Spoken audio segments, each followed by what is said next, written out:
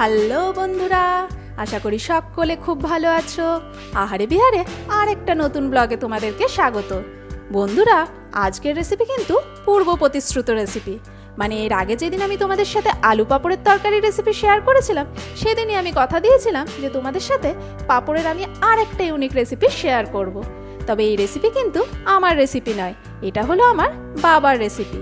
আর তা হলো একদম ইউনিক আর দারুণ টেস্টি এই পাঁপড়ের রোল।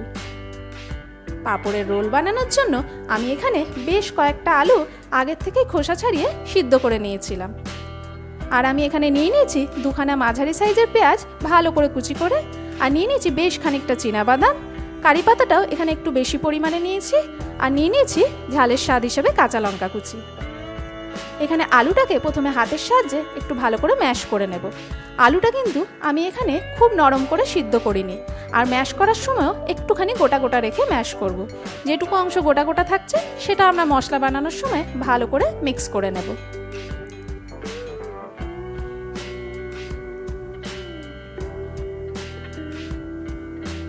আলুটাকে আমি এখানে মোটামুটি একরকমভাবে ম্যাশ করে নিলাম।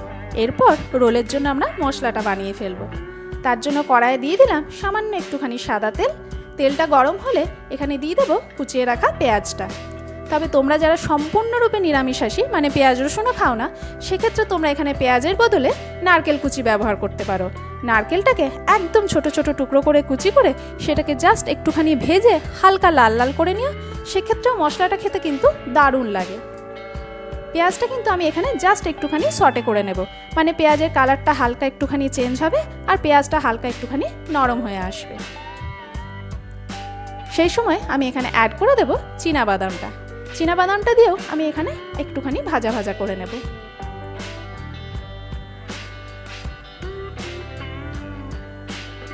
বাদামটা জাস্ট 1 মিনিট ভাজা ভাজা হলে আমি অ্যাড করে দেবো এখানে কারি পাতাটা।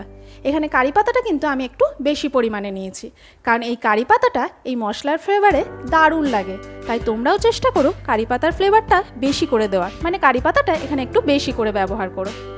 কারি পাতাটাকে দিয়েও আমি এখানে এটাকেও একটু হালকা ভাজা ভাজা করে নেব। মানে এখানে পেঁয়াজ, বাদাম আর কারি পাতাটাকে আমাদের জাস্ট একটুখানি ভাজা ভাজা করে নিতে হবে। ওগুলো একটু ভাজা ভাজা হয়ে গেলে আমি মিক্স করে দেব ম্যাশ করে রাখা আলুটা। আলুটাকে দিয়েও এখানে খুব ভালোভাবে প্রথমে মিক্স করে নেব।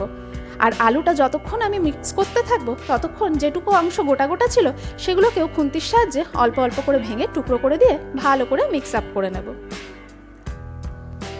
দিয়ে দিলাম কাঁচা লঙ্কা কুচিটা। তবে তোমরা এখানে কাঁচা লঙ্কাটা কিন্তু নিজেদের ঝালের স্বাদ মতো নিয়ে নিও। আমি যেহেতু একটু বেশি ঝাল পছন্দ করি তাই কাঁচা লঙ্কাটা একটু বেশিই দিয়েছিলাম। ওটাকে দিয়েও ভালো করে মিক্স করে নেওয়ার পর আমি দিয়ে দিলাম এখানে একটা ভাজা মশলা। এখানে আমি ধনে, জিরে, শুকনো লঙ্কা শুকনো খোলায় ভেজে গুঁড়ো করে নিয়েছিলাম, সেই মশলাটাই দিলাম।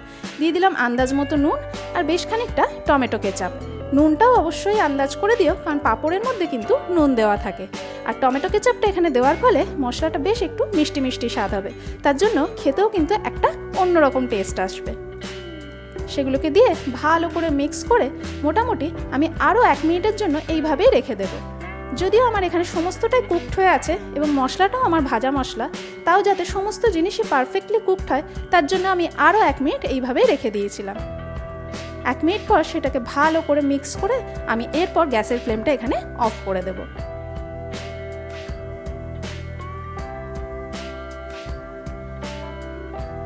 এরপর এটাকে নামিয়ে ভালো করে কিন্তু আমাদেরকে ঠান্ডা করে নিতে হবে।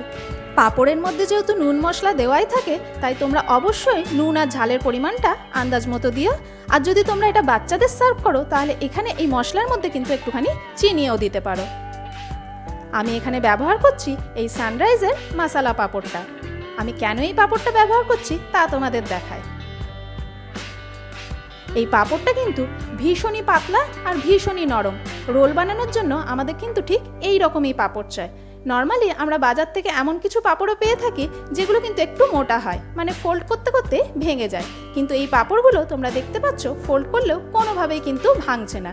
ঠিক এই রকমই পাঁপড় কিন্তু আমাদের রোলের জন্য দরকার। অন্যদিকে মশলাটাও কিন্তু আমাদের বেশ অনেকক্ষণ আগেই ঠান্ডা হয়ে গেছে। এটাকেও আমি আরও একবার ভালো করে মিক্স করে নিলাম।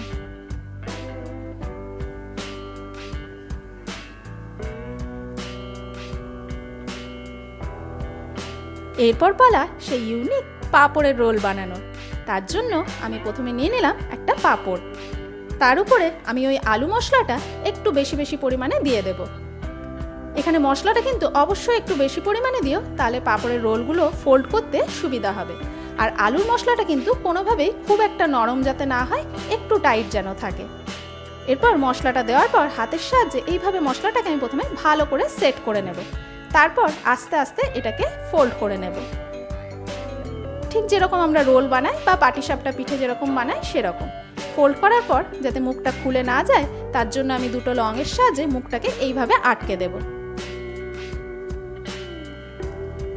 ব্যাস, ইজিলি তৈরি হয়ে গেল কিন্তু পাঁপড়ের রোল। ঠিক একইভাবে আরও একটা রোল আমি তোমাদেরকে বানিয়ে দেখাই।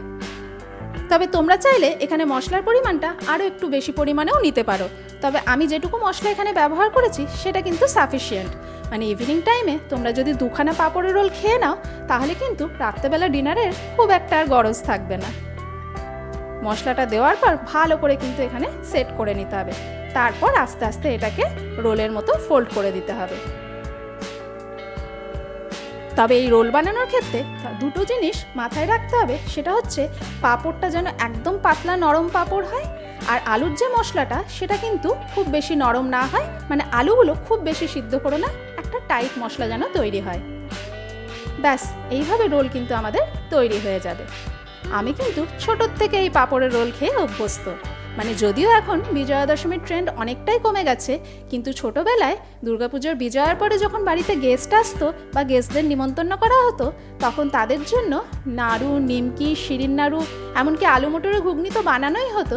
তার সঙ্গে বাবা কিন্তু এই পাঁপড়ের রোলটা অবশ্যই বানাতো, কারণ এটা একদম ইউনিক আর খেতে কিন্তু দারুণ টেস্টি হয়। গেস্টদের কিন্তু ভীষণ পছন্দ হতো।